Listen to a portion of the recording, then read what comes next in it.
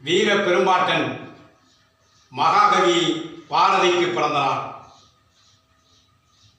வீர கவிஞரின் பிறந்த நாளில் அவர்தம் புகழை போற்றுவோம், வணங்குவோம்.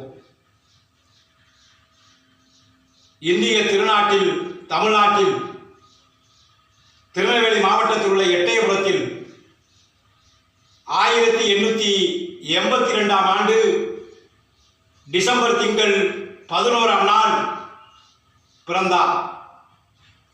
சின்னசாமி ஐயருக்கும் லட்சுமி அம்மையாருக்கும் மகனாக பிறந்தவர்தான் பாரதி.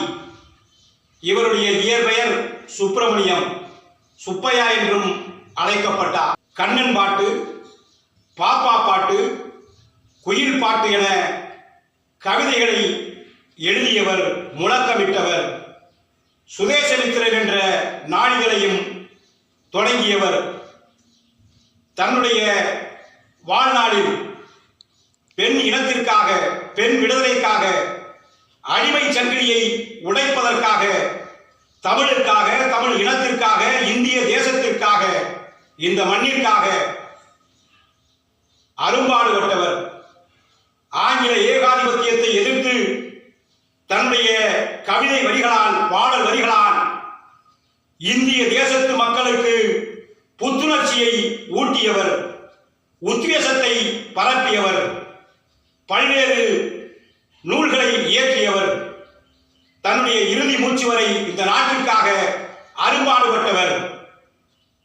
அச்சமில்லை, அச்சமில்லை, அச்சம் என்பதில்லையே, உச்சி மீது வானிலிருந்து வீழுகின்ற போதிலும் அச்சமில்லை, அச்சமில்லை, அச்சமில்லை என்பதை உணர்த்தி காட்டியவர், சுட்டி காட்டியவர், வரிகளில் எழுதியவர். தனி ஒரு மனிதனுக்கு உணவினையில் சகத்தினை அழித்திடுவோம் என்று பாடினார் பாரதி.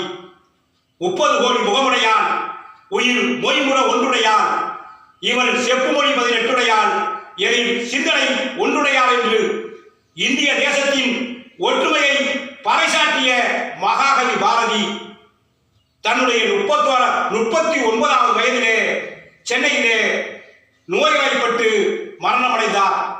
இறுதி வரையிலும் தன்னுடைய உயிர் மூச்சு வரை தமிழுக்காக கொண்டாட்டினார்.